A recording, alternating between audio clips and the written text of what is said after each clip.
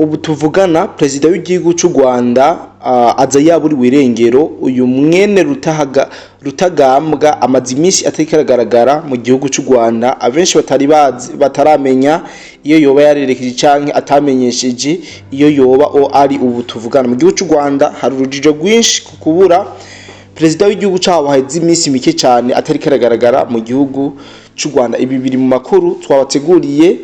Sivyo gusa, ku rundi ruhande turaje tubabwire ingene ingabo zo muri Zambia zamaze kuba zishikira mu gihugu ca Kongo neza na neza, aho zije gutana mu mitwe n'umutwe w'inyeshamba wa AFC M23 cyane mu gufashanya n'igisare ca Kongo mu kwiyamiriza ino mitwe y'iterabwoba yitwaje ibigwanisho ikomeza kwigarurira ibice bigiye bitandukanye ngaha mu buseruko bw'igihugu cha Kongo. Ibi n'ibindi biri mu makuru twabateguriye kuri uno munsi w'igenekerezo rya 8 ukwezi kwa mbere umwaka turimwo w'ibihumbi 2026. Ariko imbere y'uko twinjira mu ivyo vyose, nongere manze mbaramutse cyane mwebwe mwese mudukurikirana aho muherereye hose, vy'umwihariko abumva no rurimi rw'ikirundi. Ndavuga abari mu Burundi, abari muri Kenya, Tanzania, Uganda, Mozambique, South Africa, abari Zambia, abari Togo, ekaho muherereye hose muri Afrika tutokwirwa turavuga, tutibagiye abari Burayi, abari muri Amerika, Aziya, mwiriwe canke mwaramutse bivana n'amasaha muriko muradukurikirana. Je mugiye kubana mwa kino kiganiro nitwa Cody the Black. Yesi nko bisanzwe natangwe ndabivuga mu ntangamarara.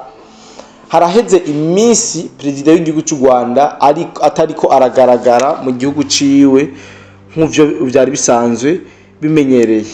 Amakuru amwe dukura mu bene igihugu basanzwe banga mu gisagara ca Kigali ndetse ari no mu begereye guverinoma y'igihugu cy'u Rwanda, baravuga yuko batazi yo perezida wabo yoba aherereye ubu tuvugana, kuko haheze iminsi bagerageza gushaka kumenya iyari, ariko abene igihugu ntibabimenyeshwe. Narijya musanzwe muzi yuko ashobora kugenda akaburirwa irengero ukwezi kugahera, indwi zibiri zigahera.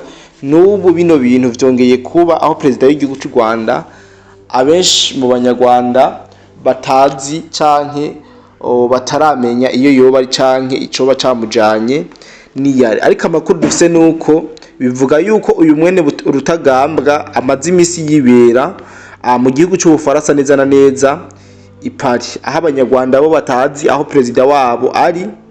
Ariko mu vy'ukuri amakuru twagiye kumenya nuko perezida w'igihugu cy'u Rwanda yoba ari mu Bufaransa, ntituzi camujanye nyambara ubugwayi nyambara iki.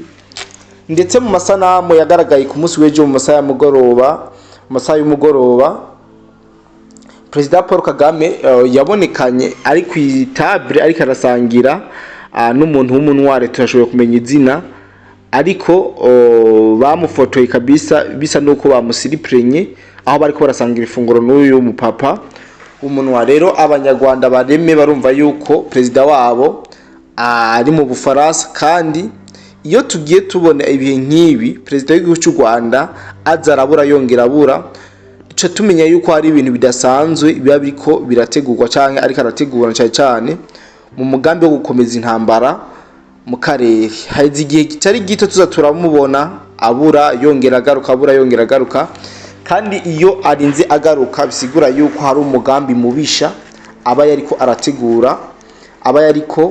arategurira abo bihanganye. Rero ibura giwe novuga yuko abantu ntibitege feedback yavyo kure cyane, kumbure mu minsi turashobora kubona icari catumye perezida w'igihugu cy'u Rwanda yongera kubura. Ariko ahanini si ivyo nje tuyageko, reka twiyagire kujanye n'abasirikare ba Zambia bariko barakomeza kuzanwa ngaha ku butaka bwa Kongo kugira ngo bashobore kwifatikanya na FARDC mu kugwanya ino mitwe y'iterabwoba y'inyeshamba z'igihugu cy'u Rwanda, ADF canke bafashanye mu kugwanya leta y'u Rwanda yateye igihugu cha Kongo. Nababwiye yuko ingabo za Zambia biriko biravugwa cyane binasakara yuko zoba zamaze kugera ku butaka bwa Kongo mu guhangana na leta y'u Rwanda yateye igihugu cha Kongo. Ni mu gihe mu burasirazuba cyane mu buseruko bwa Republika Iharanira Demokarasi ya Kongo RDC umutekano ukomeje kuzamba. Hariho ko haravugwa yuko amakuru yuko abasirikare ba Zambia boba bashitse canke biteguye gushika mu karere ka Lubumbashi bitwaje ibigwanisho mu gikorwa kivugwa ko kigamije gufasha leta ya Kongo mu gucungera umutekano w'igihugu cabo, nice cyane mu kugwanya imitwe y'iterabwoba canke imitwe y'inyesamba isanzwe iri mu buseruko bw'ico gihugu.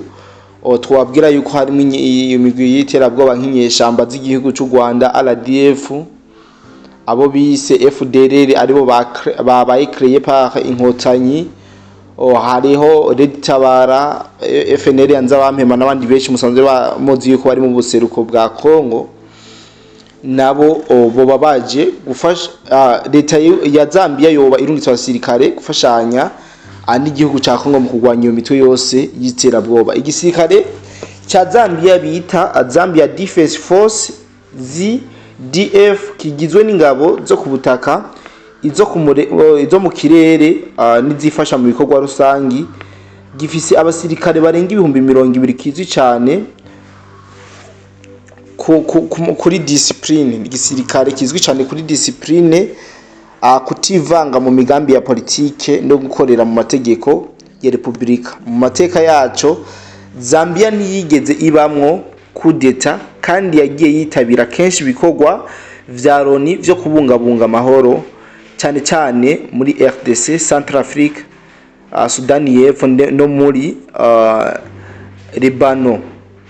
Ivyo vyatumye ifatwa nk'igihugu gikunda amahoro ariko gifise ubunararibonye mu mutekano. Mu bushobozi bwa gisirikare, ZDF Zambia Defense Force ifise intwaro zo ku butaka, indege z'igisirikare n'uburambe mu kugwanya imitwe yitwaje intwaro idasanzwe, naho atari gisirikare kinini cyane. Abasesanguza bavuga ko kigira akamaro mu bufatanye bw'ingabo z'akarere. Zambia ihana imbibe ndende na RDC, cyane cyane mu ntara ya Haut-Katanga ahari ubutunzi bwinshi bw'amabuye y'agaciro. Umutekano muke muri DRC ushobora guhungabanya Zambia biciye mu kwinjira kwinyeshamba, impunzi nyinshi n'ihungabana ry'ubutunzi. Hari abasesanguzi bita iyi ntambara guerre nilotique bantu, ariko abandi bagasaba kwirinda kuyishira mu nziyane z'amoko kuko vyoshobora kongera urwanko n'imibabaro y'abene gihugu b'inzira karengana.